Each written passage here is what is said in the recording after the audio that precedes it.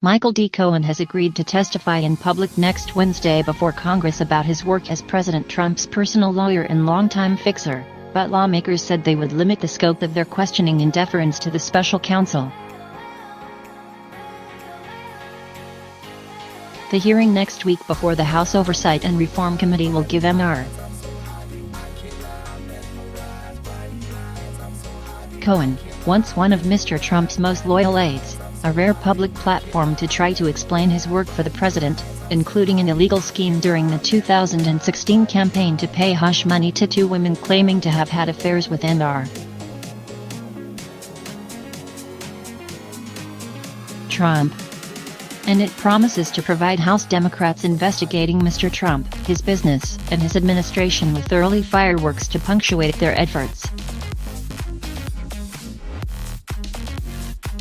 But Mr. Cohen, who has pleaded guilty to lying to Congress, tax fraud, and a campaign finance violation in the hush money scheme, will also face intense scrutiny from Republicans, who had already indicated that they plan to aggressively challenge his past work and credibility as a witness against the president.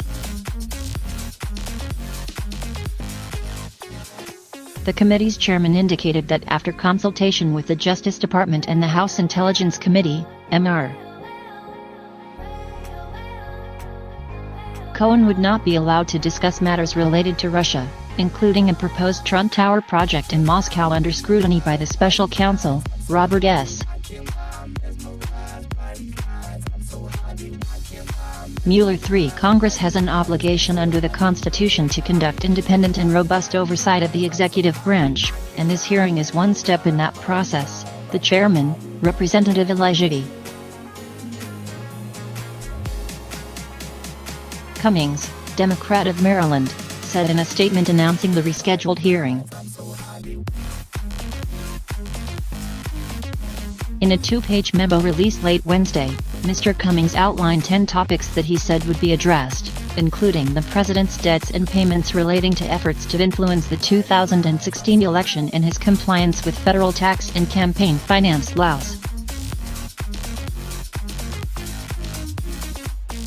Other topics were more open-ended, including Mr. Trump's business practices and possible conflicts of interest, as well as the accuracy of the president's public statements. Lanny J. Davis, one of Mr. Cohen's lawyers, told ABC News that his client intended to share personal, frontline experiences of memories and incidents and conduct, and comments that Donald Trump said over the 10-year time period behind closed doors. Mr. Cohen had intimate access to Mr. Trump as a businessman and during the 2016 presidential campaign. But since he came under the scrutiny of federal investigators, Mr. Cohen has implicated Mr. Trump in court in the hush money scheme and spent more than 70 hours with federal prosecutors in the Southern District of New York and those working for Mr. Mueller. On Twitter on Wednesday, Mr. Cohen said he was looking forward to the hashtag American people hearing my story in my voice. He included a link to a GoFundMe page raising money for the Michael Cohen Truth Fund.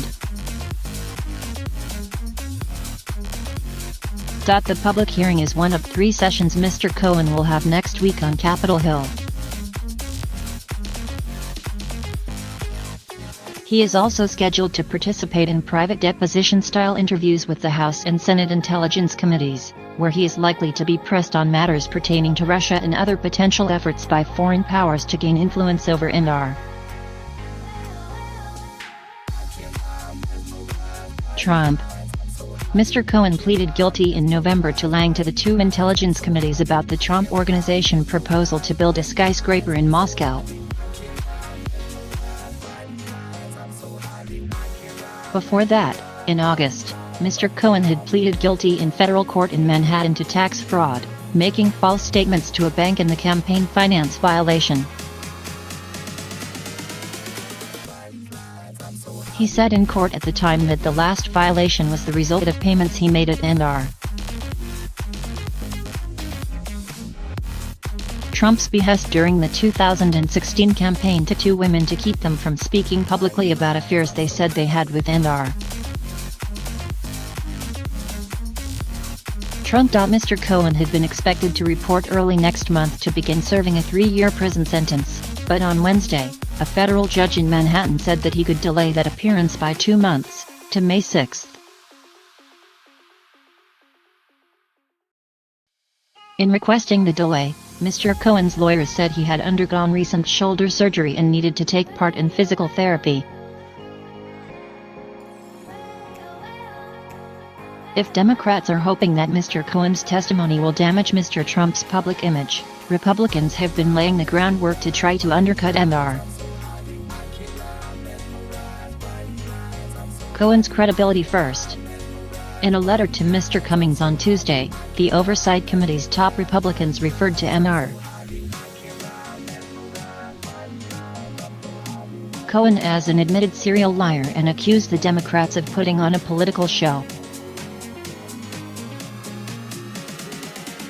When Cohen appears before our committee, we can only assume that he will continue his pattern of deceit and perjury, the Republicans, Representatives Jim Jordan of Ohio and Mark Meadows of North Carolina, wrote. Although Cohen falsely attributes his crimes to blind loyalty to Donald Trump, a federal judge correctly noted that Cohen's crimes were all motivated by his personal greed and ambition. Mr. Trump himself has repeatedly suggested that Mr. Cohen lied to prosecutors about him to reduce his own prison sentence. Rudolph W. Giuliani, Mr. Trump's lawyer, abruptly shifted his own assessment of Mr. Cohen's honesty after Mr. Cohen pleaded guilty and began talking to prosecutors. It was another comment by Mr. Trump, who during a Fox News interview in January cryptically called for Mr. Cohen's father-in-law to be investigated, that prompted Mr.